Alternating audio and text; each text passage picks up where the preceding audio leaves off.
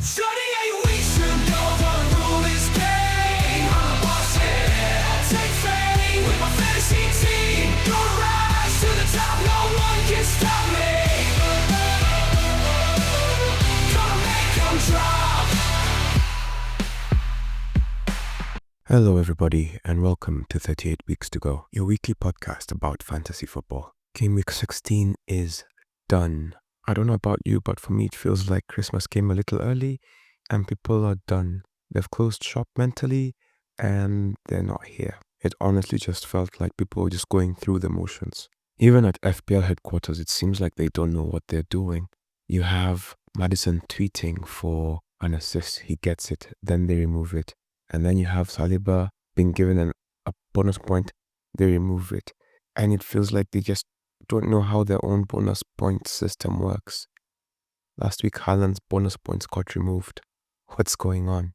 Managers got sacked. Farewell to Russell Martin and Gary O'Neill. It was coming. Lopetegui next. Many of us got fooled by Palmer captain because of last week's antics. I guess Salah is still tried and true even if he just got us 10 as captain. There's now a new fantasy chip, the assistant manager tool. Have you heard about it? Kukureya and Aitnouri waited till the end of the game, literally the final whistle, to get red cards. Why? Cunha also elbowed the head of security. So is there a ban coming? Who knows? Late clean sheets really killed people. Just like Tick last night, for example. You have Fabianski on 10 or 11 points, and then they just concede. And then shortly after that, Wan-Bissaka is taken off as well. So if you had Fabianski and Wan-Bissaka, gone. Vardiol, again also, clean sheet, then they concede late. And then of course you have the Kukureya and Aitnouri, who even after the game, the cards made them lose even more points. Same thing with Crystal Palace. For some reason, Gay, even if it wasn't his fault, can't stop scoring own goals. The Doherty own goal was also very unlucky. Then there was a Robertson red card, which messed up our Liverpool plans as Liverpool couldn't play as hoped. So for those of us who had Salah, we kind of felt like, okay, we may not do well today. And then for the Wood owners, watching Chris Wood get his goal cancelled. Painful. Tottenham winning 5-0. Brennan Johnson and Solanke have nothing to do with anything. And then for you, Ollie Watkins owners, 2 game weeks in a row, he doesn't start. And for those 2 game weeks, John Duran scores. And then just you wait, you bring in John Duran, Watkins will play for the rest of the season. For Palmer owners, you might start feeling like Madueke is doing his best Doku impersonation of just not passing the ball to the main guy. Just give him the ball, give Palmer the ball, set him up. He had very many opportunities to do the right thing, but he doesn't. And he didn't. Anywho, let's get into the games. The highest scoring game of the weekend. So Spurs win 5-0. They beat Southampton 5-0 and got Russell Martin fired. Now this game was 5-0 by halftime. And I think by that time, he was fired. He just knew in his heart. He has been too stubborn, and since he wasn't going to change, they made the change for him. And let this be a good lesson for you. When the situation changes, change. This was maybe one of the best games from Son this season. He had 1 goal and 2 assists. Maddison had 2 goals. Spence had a crazy run that set up the first goal. Kulusevski had a goal. And Sarr had a good goal, cutting through after a marauding run and great pass from Son. Solanke had an assist. Son had 2, Spence had 1. The 3 bonus points went this way. Maddison 3, Son 2, and Sarr 1. This was a kind of game where you didn't know if Tottenham would win. They were favoured to win, but they have been so inconsistent. They're the same guys who lost to Ipswich and Crystal Palace when both of those teams had not won a game. So it was going to be something interesting to see. And they delivered. They've been having a terrible run of late, but they came through. I don't know if this means they're going to beat Liverpool next. We'll just have to wait and find out. There was a very important marquee game, and that was Wolves versus Ipswich. I had said earlier that this is an important game at the bottom of the table because this would give one team a great advantage over the other. Ipswich won 2-1, and this saw Gary O'Neill get fired. If you watch that game, Wolves had enough chances to have won this game quite comfortably, but they just seem to be lacking something. And now Gary O'Neill is gone. I didn't think he was a bad manager. I think losing key players like they did without replacing them ultimately got him fired. And I wish him well in the future. Now, Cunha and Ait-Nouri got sent off. Well, no, sorry. Ait-Nouri got sent off after the final whistle, so he definitely won't play the next game. At least, for those of you who still have him, after I've been telling you to remove him, at least now you will finally get him out. He doesn't want to play for you. What more do you want? Cunha may or may not be suspended. It is not clear, but he did elbow a security man, so watch that space. If you're a Cunha owner, monitor that space carefully. My boy Strand Larsen could have had a hat-trick, but he was so profligate in front of goal, just like the rest of his teammates, and he did nothing. Taylor scored the winner in the dying minutes with actually the last corner of the game to win 2-1 after they got an own goal through Doherty. Very unfortunate own goal. Cunha scored a really good goal. Now, Geddes had the assist for Wolves, while Chaplin and Clark had the assists for Ipswich. Cunha got the 3 bonus points, Muric got 2, and Taylor got 1. Muric made great saves to keep Ipswich in the game. The other marquee game that you guys might have been thinking I was talking about was the Manchester Derby. And this game was so open, I guess. But the thing is, it wasn't really open until Núñez messed up. Núñez has been playing out of position. Every time I watch him on the pitch, I'm like, what's this guy doing? Why is he playing there? His position is supposed to be somewhere in the central midfield, but he ends up playing right back. He ends up playing as a winger. And every time I see him playing out of position, I'm like, oh, so Manchester City are not going to do anything today. That's how he makes me feel. Him and then Kyle Walker. You've heard me say it a couple of times now. Kyle Walker just looks like he's washed to me. It's funny because the way I see Kyle Walker is probably the way Postecoglou sees Son, and then Son keeps performing to tell him, no, I'm still good. But Mr. Walker doesn't do the same for me. He just keeps showing me he's not yet ready. Or rather, we should stop depending on him. Pep needs his transfer window like I don't even know what. He just needs to hold on. Like I said, Núñez changed the game. He gave the most, I don't even know what he was thinking, back pass. And it was intercepted by Ahmad. And then Ahmad is like the direct opposite of Kyle Walker. When you watch Amad Diallo play, it makes you wonder, why don't I have him in my team? I've had him for a couple of weeks now.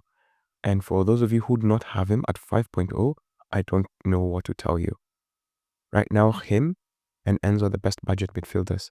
But Amad Diallo, impressive youngster, he is the one who's benefiting the most from the new manager. He gets in, gets tackled in the box. Fernandes gets a penalty, he scores. And that must have been great for you Fernandes owners. And he just did it like I had said in the previous pod. I'm beginning to feel wise. If you're listening, I've been hitting on a few of these guys, right? Anyway, not too long after, through ball from Lisandro Martinez, finds Ahmad chips a keeper, and then slides it into the goal, 2-1, and that's all she wrote. Ahmad rightfully gets the 3 bonus points, Fernandes gets 2, and Martinez gets 1. And at least these bonus points get given to the right people. I've been feeling of late like it doesn't make sense who gets the 3 bonus points. Because like in the Fulham game, if you watched it, Robinson from Fulham was so impressive, but somehow he didn't even get 1 bonus point.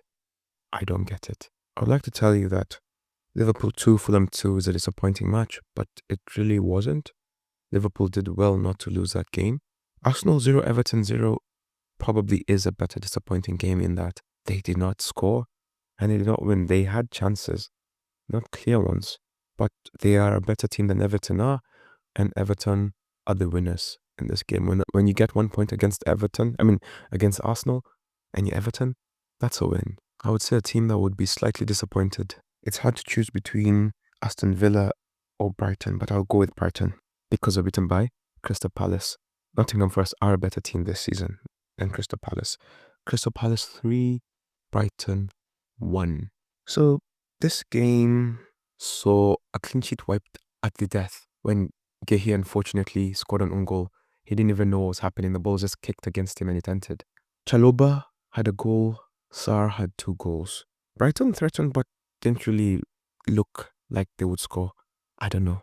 It was like empty shots.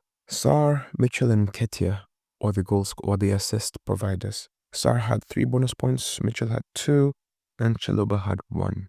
Crystal Palace, like I said previously, They're seemingly tough to beat, and they fight. They fight. And I'm happy for them. I thought they had a good run towards the end of the season last year, or the last season around. And it seems like they're going to make a push for the second half of the season. So let's see how it goes. Brighton are like light Spurs. They just seem to not do what you want them to do. Against tough teams, they seem to know what to do. Then you give them teams that they should beat, and they cannot beat them at all. And they need to fix this if they're to become a better team. Consistency is important. There were only 2 clean sheets this weekend. Let's look at the top performers this week. In goal, Pickford had 8 points, Foster from Tottenham had 7, Raya had 6, along with Dubravka, and Muric rounds out the top 5 with 5. When it comes to defenders, Hall from Newcastle got 15, Mitchell got 11, Gabriel and Chalobah, Milenkovic and Spence got 9. When it comes to midfielders, Sarr got 17, Maddison got 15, Son got 14, Amad Diallo and Jacob Murphy got 13, Paqueta got 10. Midfield remains king. For the strikers, Isak got 11, Jackson got 9 along with Gakpo and Cunha, and then Enes Unal had 8. He's been performing for the second week in a row. Is Evan Nilsson's position under threat? Bum bum bum. Let's look at some stats from the weekend. Salah has been involved in 11 of the last 13 Liverpool goals.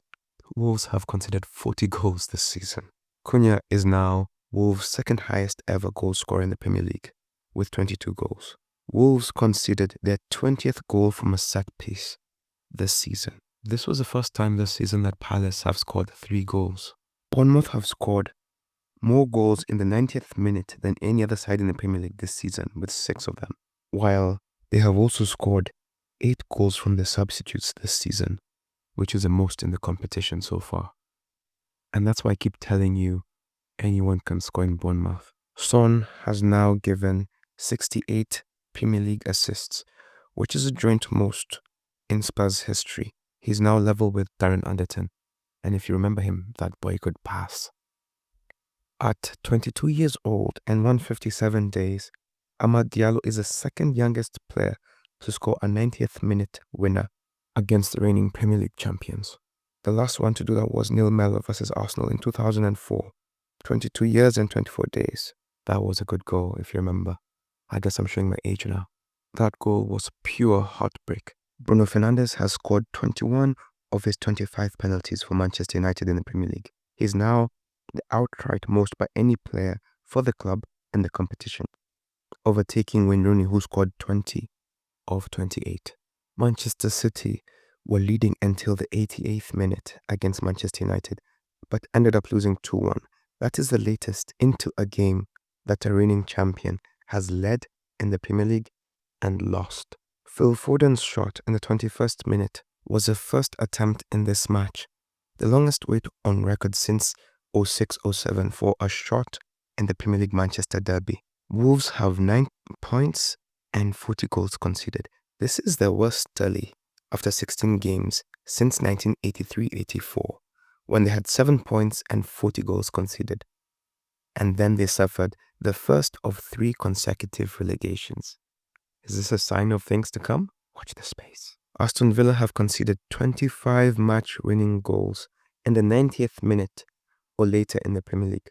Only Tottenham, with 27, have conceded more. Nottingham Forest scored in the 90th minute. This was a winning goal, and this was their second ever 90th minute winner in the Premier League. The first one was in October 1995. Wow. John Duran has scored in all 5 of his starts for Aston Villa in all competitions this season. He's the first player to do so since Ollie Watkins. Mo Salah has now provided 100 assists for Liverpool in all competition. 13 of those have come in the Premier League so far. The most selected player this game week was Mo Salah. The most captained was Mo Salah. The most vice-captained was Palmer. The top transfers in this game week are Amad Diallo, which makes sense, 300,000. Anthony Robinson, 300,000. Isak, 285,000. Hall, 188,000. Gabriel, 122,000. Most transfers out. Aitnouri, 443,000. Haaland, 150,000. Watkins, 123,000. Rogers, 117,000. Welbeck, 110,000. All of those make sense. The game week average was 47. If you got 47 and above, well done, you're doing well. If you did not, it's always next week. The highest points this week saw Teja boys get 119 points, and they used a chip. Which chip? The bench boost, and it was used perfectly. In goal, he had Sels, who gave him 2, Ola Aina, who gave him 2, Milenkovic, who gave him 9, Hall, who gave him 15. In midfield, he had Enzo, who gave him 5, tied with Salah for 5, Kulusevski gave him 8, Mitoma gave him 2. Up top, Gakpo gave him 9, Isak gave him 22 as captain, Cunha had 9. On the bench, Onana gave him 2, Mitchell gave him 11, Gabriel had 9, Fernandes had 9. That's perfect, huh? Just over 30 points from your bench. Well done. When it comes to our league table, we had 2 joint top tally leaders. Number 1 was Don't Mind, manager of Team Don't, and tied with Hafsa Yusuf, manager of the Dreamers. They both got to 83 points. Looking at Don't Mind, in goal, he had Raya, who got 6, Gabriel 9, Pedro Porro 6, Lewis Hall 15. Wow, defense really carried him. Saka had 6 as his captain, Palmer had 3, Bumo had 9, Bruno Fernandes had 9. Wood had 2, Cunha had 9, Nicholas Jackson had 9. And that's how he got 83 points. Now, I need to say that I promise I'm not reading you the same team, but here goes. Hafsa Yusuf, manager of Dreamers. In goal, they had Raya 6 points, Gabriel 9 points, Hall 15, Pedro Porro 6, Saka captain 6, Fernandes 9, Palmer 3, Bumo 9, Wood 2, Nicholas Jackson 9, Cunha 9.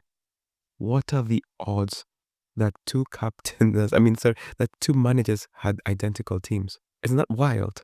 Huh, I guess there's nothing original under the sun, huh?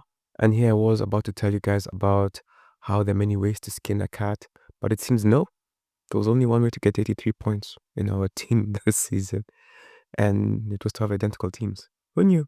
Anyway, the top 5 in terms of highest points this week was Don't Mind 83, Hafsa Yusuf 83, Sam Loud, manager of Sam Loud FC 76, Glenn Miner, manager of Aspilicueta, that's a funny name, 74 points, and number 5 was Melvin Keter, manager of Keter's FC.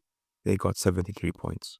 When it comes to overall rank riser, Mr. Aspilicueta, funny name, has jumped 1 million positions. In our league table, Keter's FC has jumped by 29 positions.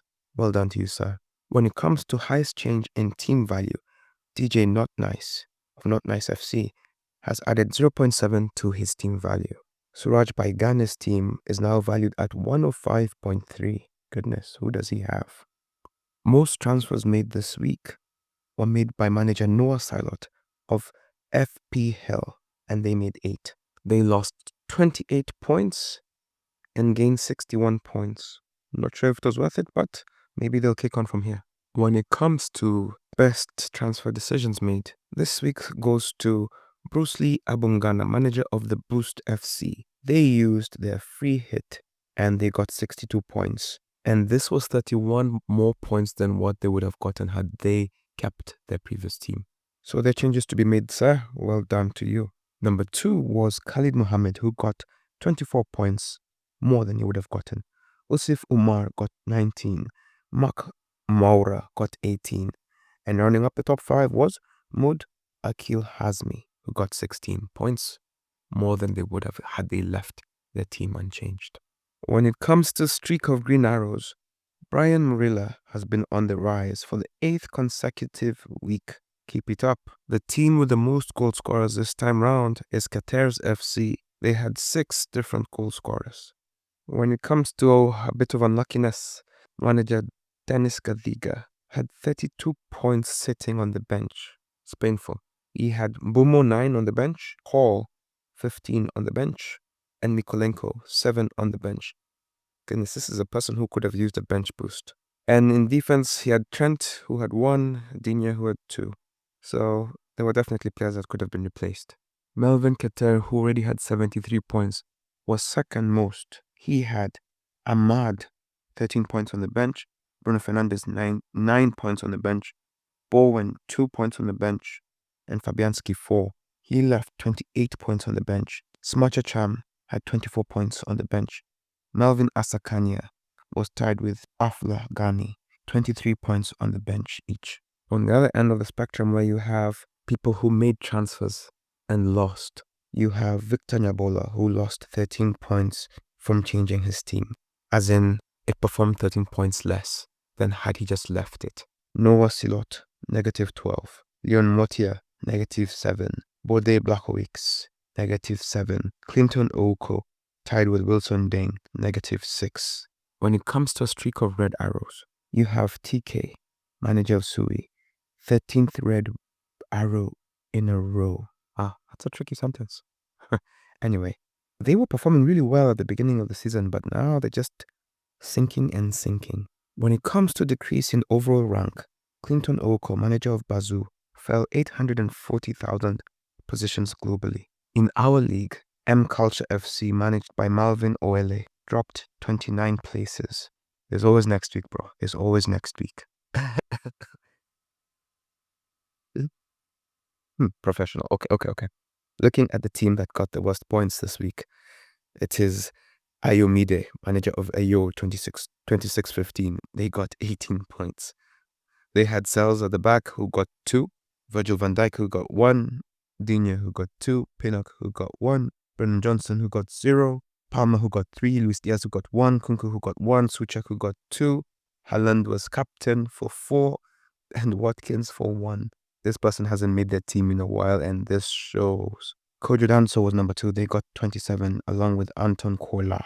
Number 4 was Clarence A, manager of Le Goat. They got 28, tied with Anton of Nkunku FC, 28. And James Victor, manager of Tosh FC, got 28 as well.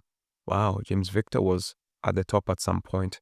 Fantasy comes at you quickly. Lowest team value, 97.2. Noel Richie's team, Rocker FC. And Texas Tens, they were good last week. Their team value has dropped by 0.8. When it comes to captain choices, Salah was our most selected captain, with 114 people selecting him as captain. In second place, we had Palmer, who was selected by 43 managers. In third, we had Haaland, who was selected by 29 managers. In fourth place, we have Solanke, who was chosen by 4 managers.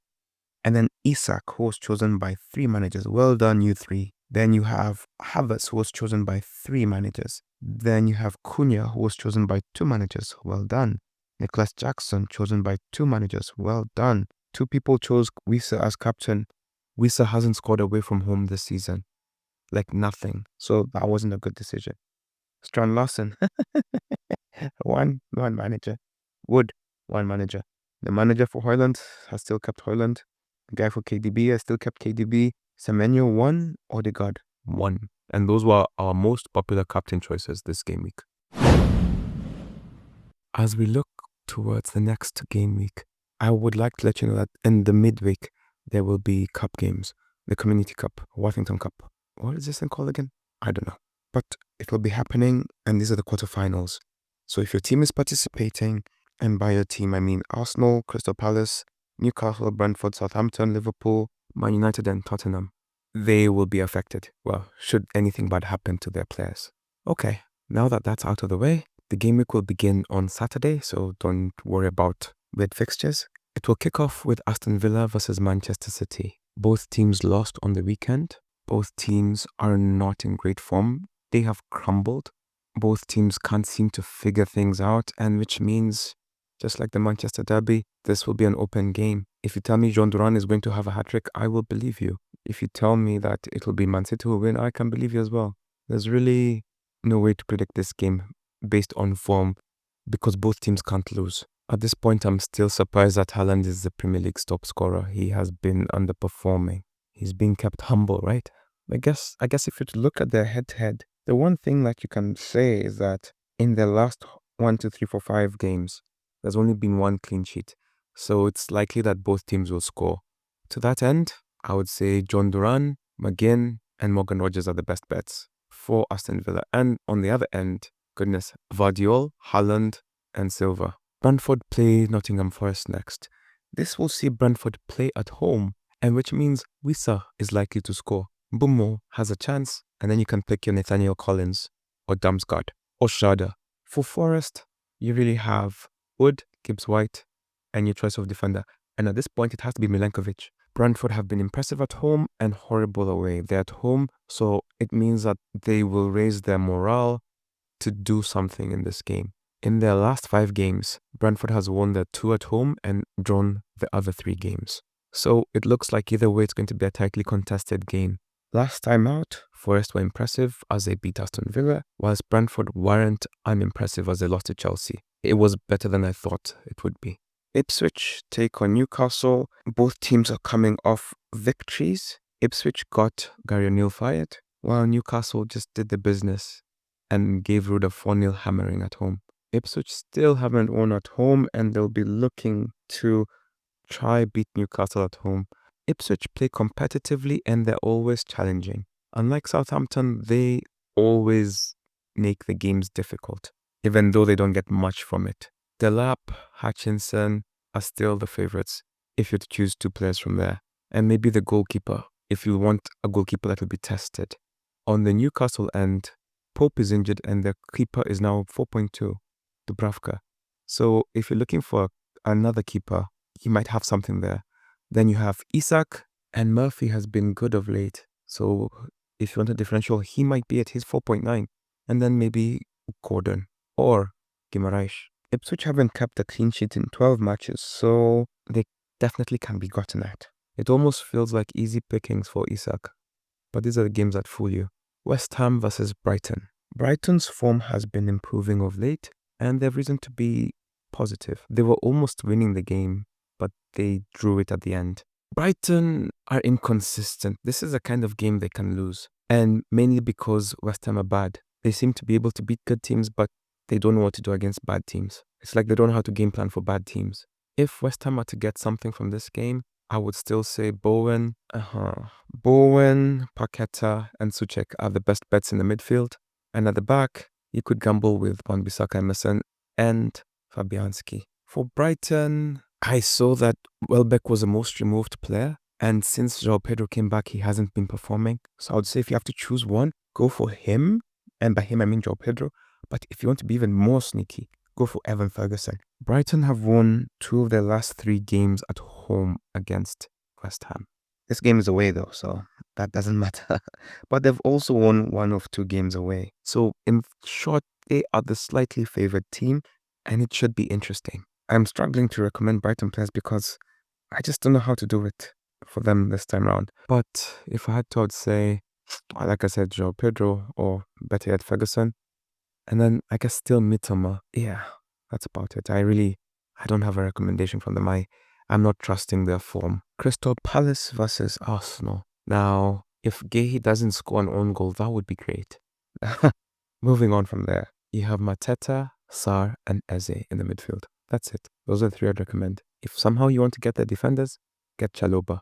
He's more likely to score, him or Mitchell. Now, on the Arsenal end, everybody has their defender. So if it's Gabriel, he's back now. He was the best performing defender last time out. Choose him. Or if you want somebody else, maybe Saliba. Now, the thing to note is that Arsenal have been keeping clean sheets at home and they've been conceding away.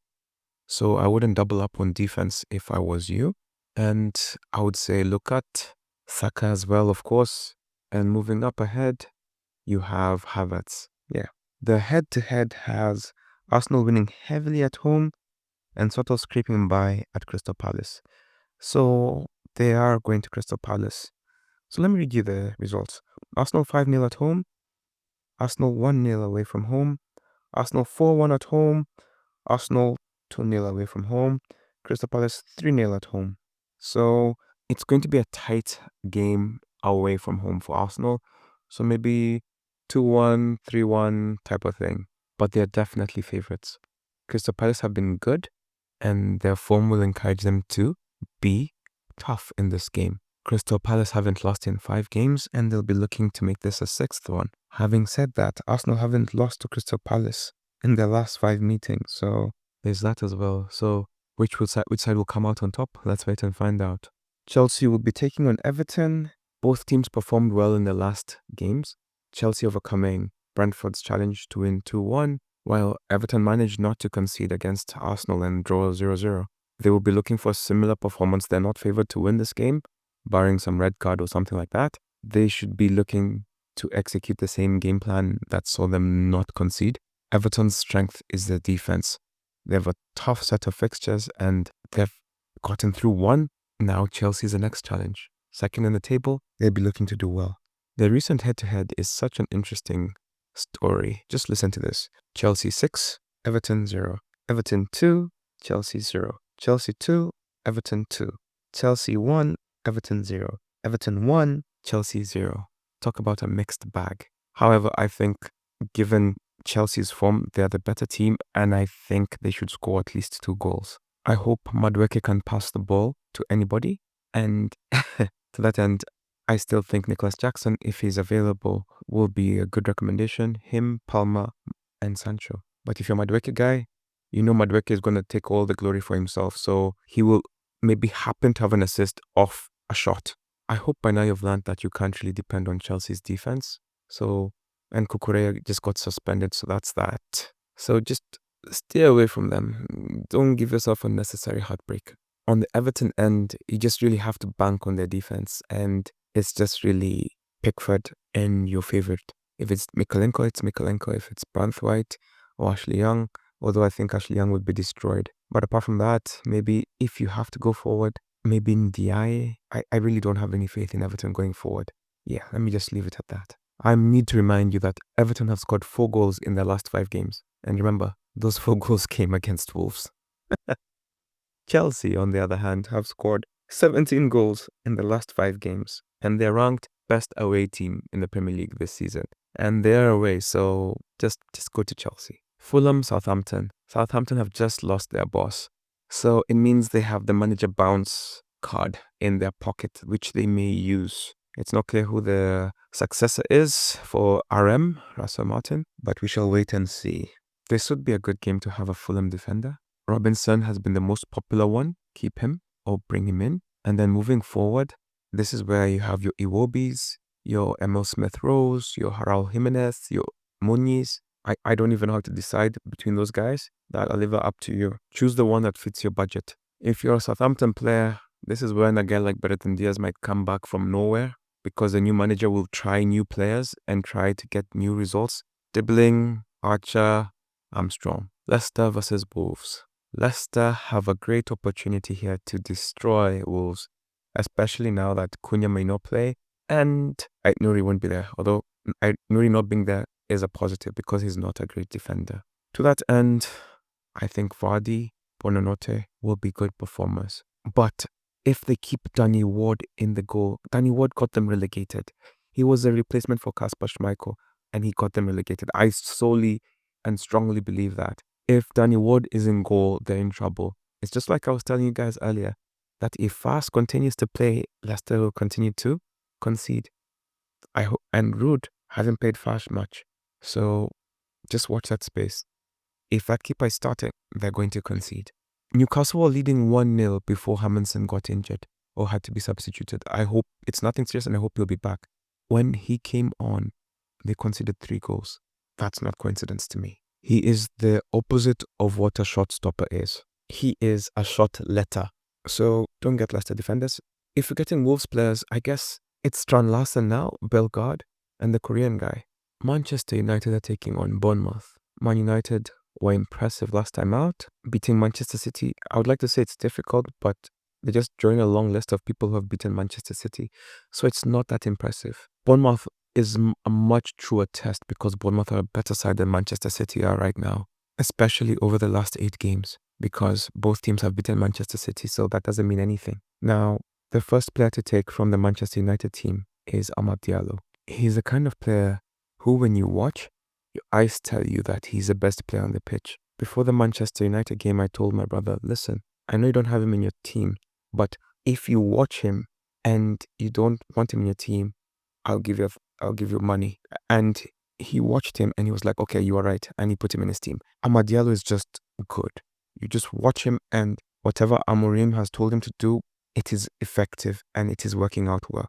He is by far the best player in that team right now under Amorim's instructions. Second is Bruno Fernandes, because he's just Bruno. He will get the captaincy and he will get the penalties.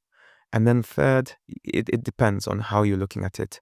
Are you going forward or are you going backwards? Because if you're going backwards, you could get an Onana or like maybe Lisandro Martinez. Or if you're going forward, you can get Højlund or Zirkzee or Rashford, whichever one tickles your fancy. But 1-2, Amad Diallo and Fernandes. Bournemouth drew last time with West Ham and they'll be looking to improve on that. And to that end, Semenyo is still their best player. Kerkez if you're looking for somebody at the back. And then maybe Unal if you're trying to be a bit risky. Because I would say Evanilson, but Unal has been scoring the last 2 or 3 game weeks. So I just have to go with Unal. And I say that only because Bournemouth are such an unpredictable team. Like you heard me say earlier, they have had 8 different substitutes come on and score. 8 different substitutes. 8 different goal scorers. 8, which means that literally almost anyone in this team can come up with the goods when the goods are needed. And so outside the people have said, just choose. Just close your eyes and pick. You're likely to hit a winner. The big game of the weekend will see Tottenham take on Liverpool. Liverpool will be hoping not to get another red card this game, and Spurs will be hoping to just give a Man City type of performance. There hasn't been a clean sheet in this fixture since 2020, 4 years ago, and that was 8 games ago. Liverpool have won 3, lost 1 and drawn 1 in their last 5 encounters. Liverpool are favourites in this fixture.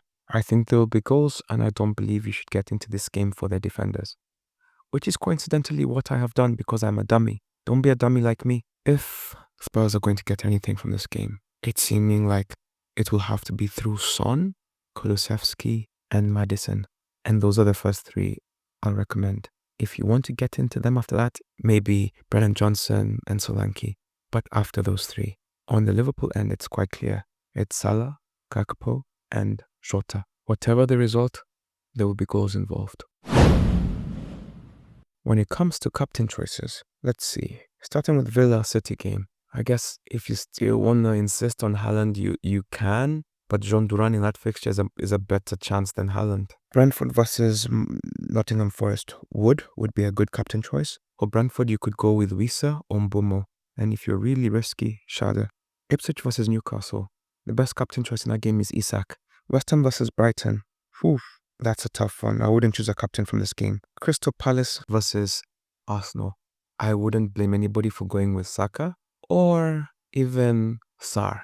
Everton versus Chelsea. There are a few captain choices here. You have Madueke, Palmer, Nicholas Jackson. And if you're really gambling, Enzo Fernandez. Fulham versus Southampton. Oh, I wouldn't choose a captain in this game. Leicester versus Wolves. Vardy would be a good shout.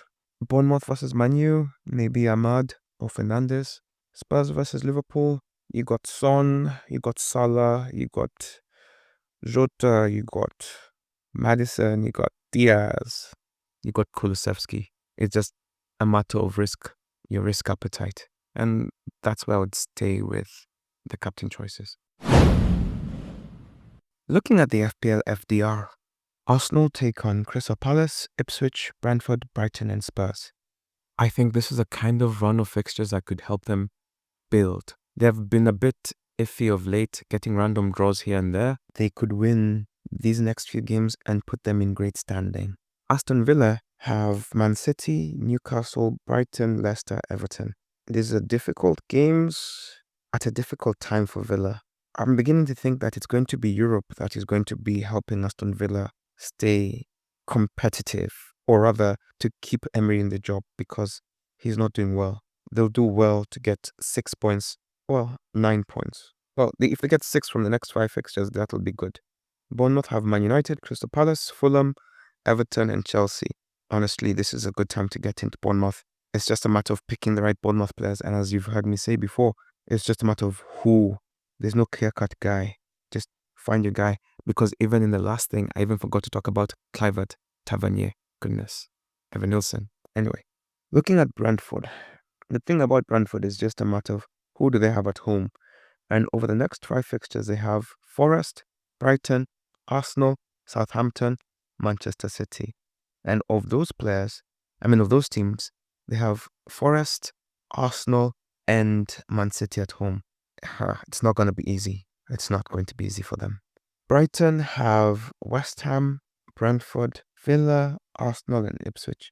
Right now, Spurs, look at me calling them Spurs, because that's what they invoke in me. They just feel like a lighter Spurs. They're completely unpredictable. They could win all of these 5 games, and they could lose all of them.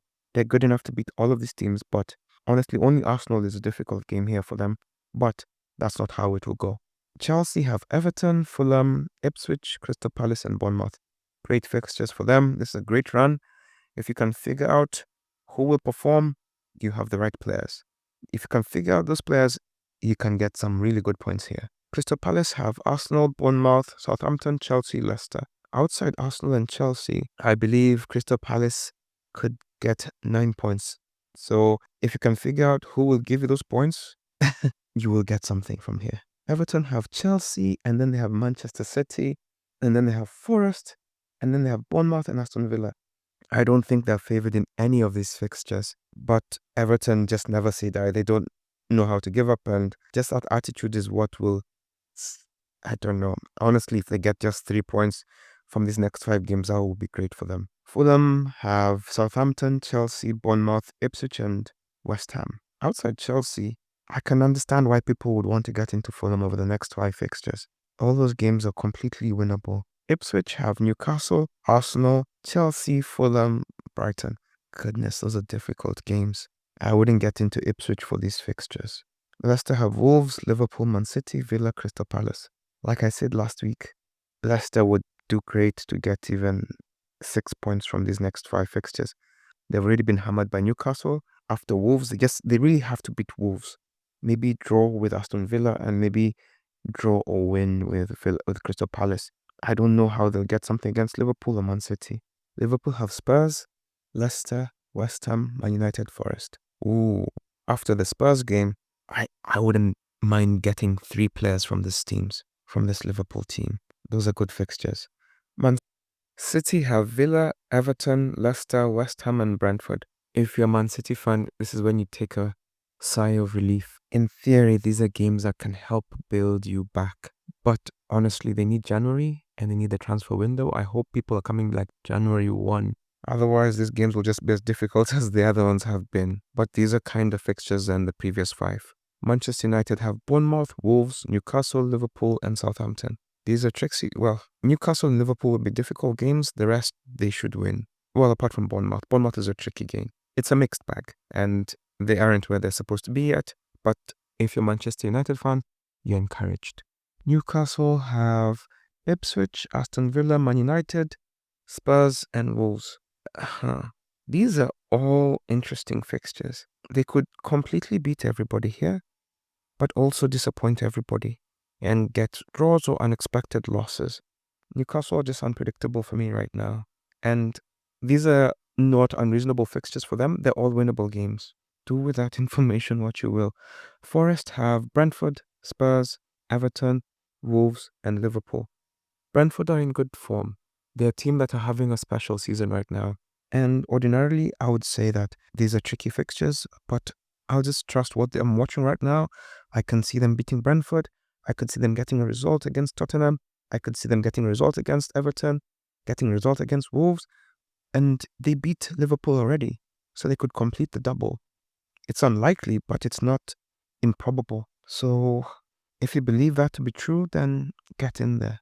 Southampton have Fulham, West Ham, Crystal Palace, Brentford, and Man United. Now, the new manager bounce might work or it might not work. And it also depends on who the next manager is and how pragmatic they approach the Premier League. I wouldn't invest in them until we know what they look like. Spurs have Liverpool, then Forest, Wolves, Newcastle, and Arsenal. Now, with Spurs, any 5 is any 5. They can beat anybody and they can be beaten by anybody. So you just believe the Spurs that you think will come. West Ham have Brighton, Southampton, Liverpool, Man City, Fulham.